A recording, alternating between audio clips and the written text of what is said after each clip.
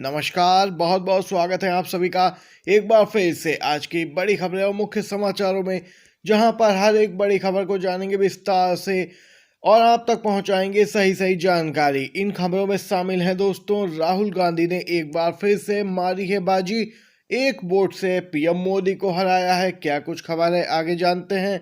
और इन बड़ी खबरों में शामिल है सुप्रीम कोर्ट की बड़ी बेहद टिप्पणी वायरल, बीजेपी को ले लिया निशाने पर, लोग कर रहे तारीफ। वहीं दोस्तों आगे जानेंगे कि आखिर राहुल गांधी ने भरी मीटिंग में क्यों दे दी है अपने ही कांग्रेसी नेताओं को चेतावनी, जिससे उड़े हैं उनके होश। क्या कुछ मामला है, इसी प्रकार की खबरें जानने के लिए आप वीडियो में लगातार हमारे साथ बने रहिए। और अगर आप भी मानते हैं कि 24 के आम चुनाव में इंडिया गठबंधन जीतेगा तो लाइक कीजिएगा, वीडियो को कमेंट बॉक्स में जरूर लिखिएगा। दोस्तों भी सपोर्ट इंडिया।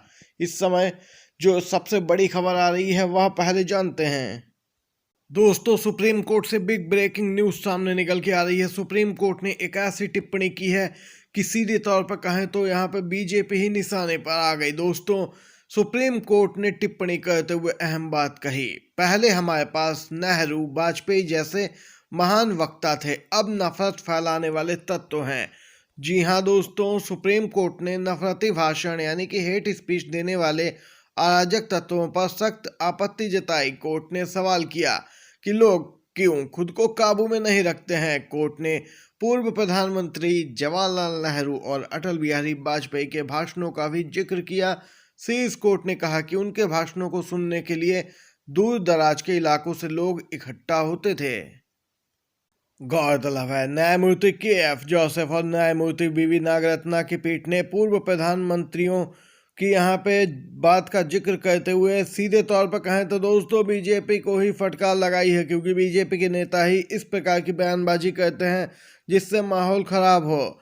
और यहाँ पे दोस्तों लगातार इस प्रकार के नफरती भाषण दिए जा रहे थे, जिस पर सुप्रीम कोर्ट ने अहम सुनवाई की है और सख्त टिप्पणी भी सामने निकल के आई। वहीं दोस्तों लोकसभा इलेक्शन को लेकर अपडेट है। इस राज्य में राहुल गांधी ने नरेंद्र मोदी को पछाड़ा है, पीएम के लिए पहली पसंद बने। देश के 5 राज्यों में विधानसभा चुनाव समाप्त होने के बाद अब हर किसी की निगाहें 2024 में होने वाले लोकसभा चुनाव पर टिकी हुई हैं। लोकसभा चुनाव में हालांकि कुछ महीनों का वक्त है, लेकिन न्यूज़ चैनलों के ओपिनियन पोल ने अभी से सियासी गर्मी बढ़ा दी है। दरअसल अलग अलग राज्यों में सीटों के अलावा इस ओपिनियन पोल में लोगों से यह भी पूछा गया कि अगले चुनाव में प्रधानमंत्री के पद पर वो किस नेता को देखना पसंद करते हैं। और जो हैरान करने वाले नतीजे सामने आए उसने बीजेपी के तो होश ही उड़ा दिए। उसमें एक राज्य ऐसा सामने आया जहां कांग्रेस सांसद राहुल गांधी पीएम पद की दावेदारी के मामले में नरेंद्र मोदी पर भारी पड़े हैं। आप सभी दोस्तों को बताते चलें, पंजाब एक ऐसा राज्य रहा जहां नरेंद्र मोदी के मुकाबले राहुल गांधी को ज्यादा वोट मिले। प्रधानमंत्री पद पर नरेंद्र मोदी को 35% वोट मिले, जबकि राहुल गांधी 36% वोट पाकर इस पद के लिए पहली पसंद बने। और इनमें से कोई नहीं के पक्ष में 14% वोट दोस्तों पड़े हैं और मालूम नहीं के पक्ष में 15% वोट गए हैं। स्पष्ट है दोस्तों, राहुल गांधी आगे निकले हैं और यहाँ पे पीएम मोदी पिछड़ रहे हैं। ये अपडेट आई है दोस्तों पंजाब से। इसी के साथ अगली खबर की तरफ बढ़ते हैं। पूर्व बीजेपी नेता ने ही ईवीएम पर खोल दी है बीजेपी की पोल, बता दी सच्चाई, आखिर बीजेपी कैसे जीतती है चुनाव। जी हाँ दोस्तों, पूर्व बीजेपी नेता स्वामी प्रसाद मौर्य जो इस समय समाजवादी पार्टी के नेता हैं, उन्होंने यहाँ पे बीजेपी पर बड़ा हमला करते हुए पोल खोल दी है ईवीएम मामले पे। स्वामी प्रसाद मौर्य एक बौद्ध सम्मेलन में शामिल हुए और इस दौरान उन्होंने ईवीएम पे बड़ी बात कही। उन्होंने कहा, मैं कहता हूं मोदी जी नहीं जीत रहे हैं, यह तो ईवीएम का तिकड़म है जो उन्हें जिता रहा है। स्वामी प्रसाद मौर्य का बयान काफी अहम आया है दोस्तों सामने निकल के। माना जा रहा है कि अभी वह बहुत ही अहम खुलासे कर सकते हैं, क्योंकि वह बीजेपी सरकार में मंत्री भी रहे हैं और उन्हें पता है बीजेपी चुनाव कैसे जीतती है। इसका खुलासा एक एक करके वह आए दिन कर रहे हैं। ईवीएम पर लगातार सवाल उठ रहे हैं। इसी के साथ अगली खबर की तरफ चलते हैं। Big breaking news, Rahul Gandhi action mode में, कांग्रेसी नेताओं की ही लगा दी क्लास। जी हां दोस्तों, 24 के आम चुनाव से पहले राहुल गांधी ने अपनाई है सख्ती और कांग्रेसी नेताओं को दिया है एक कड़ा संदेश। अनुशासनहीनता किसी भी कीमत पर बर्दाश्त नहीं की जाएगी। कोई भी नेता पार्टी नेतृत्व को हल्के में ना ले, कांग्रेस नेताओं को राहुल गांधी ने हिदायत दी है। 24 के आम चुनाव से पहले राहुल गांधी ने सभी कांग्रेसी नेताओं को सख्त लहजे में चेतावनी दे दी है कि अनुशासनहीनता किसी भी कीमत पर बर्दाश्त नहीं की जाएगी। कोई भी कांग्रेसी नेता अपने आप को पार्टी नेतृत्व से ऊपर ना समझे।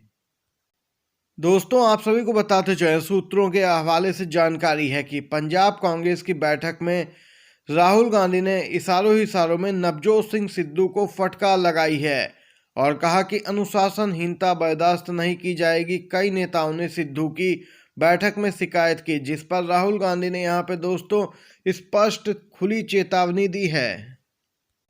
अब विनेश फोगाट ने ध्यानचंद खेल रत्न और अर्जुन अवार्ड लौटाने का किया ऐलान। पीएम मोदी को पत्र लिखकर की है घोषणा।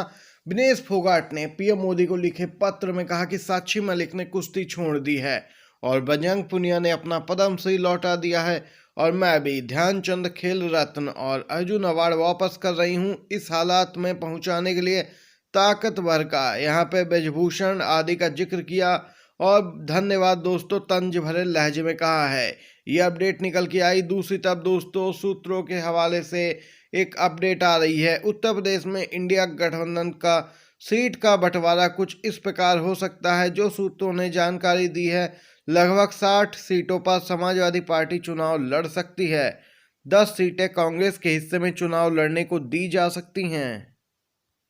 लगभग 7 सीटों पर आरएलडी चुनाव लड़ सकती है। वहीं नगीना की सीट चंद्रशेखर आजाद को दी जा सकती है। देख सकते हैं दोस्तों, भीम आर्मी प्रमुख को भी यहां पे वरीयता दी जा रही है। एक सीट उन्हें भी दी जा रही है नगीना की, जहां से वह लोकसभा चुनाव लड़ सकते हैं।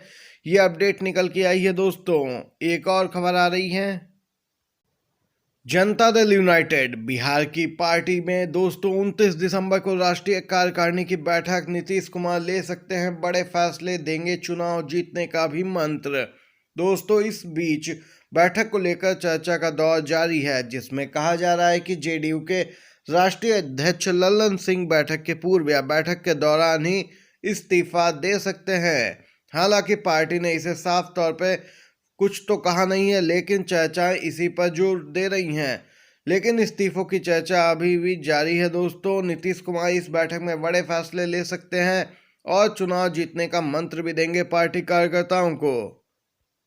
राहुल गांधी का बड़ा बयान दोस्तों, हम रोजगार की बात कर रहे हैं, युवाओं के संघर्ष में उनके साथ हैं। दोस्तों, आप सभी को बताते चले, राहुल गांधी यहाँ पे अब चंपारण से लगभग 1100 किलोमीटर पैदल चलकर आए एक अभ्यर्थी से बातचीत कर रहे थे और इस दौरान राहुल गांधी ने बड़ी बात कही कि हम रोजगार की बात करते हैं, युवाओं के साथ हैं और उनके हर संघर्ष में हम उनके साथ खड़े हैं हर कदम पे। और इस दौरान बीजेपी सरकार को भी राहुल गांधी ने रोजगार के मुद्दे पर घेरा है। वहीं एनसीपी प्रमुख शरद पवार का बड़ा बयान निकल के आया सामने दोस्तों। इंडिया गठबंधन को प्रधानमंत्री के चेहरे की कोई जरूरत नहीं है फिलहाल। जी हां दोस्तों, शरद पवार ने कहा है कि हम चुनाव इस प्रकार भी लड़ सकते हैं कि कोई प्रधानमंत्री पद का चेहरा घोषित ना किया जाए और चुनाव जीतने के बाद आपसी रजामंदी से तय हो जाएगा कि कौन प्रधानमंत्री बनेगा। इंडिया गठबंधन को फिलहाल प्रधानमंत्री के चेहरे की कोई जरूरत नहीं है। हमारे लिए आवश्यक है चुनाव में बीजेपी को टक्कर देना। ये शरद पवार ने बड़ी बात कही दोस्तों।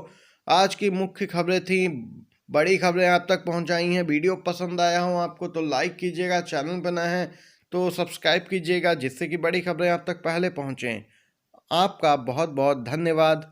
जय हिंद, जय भारत।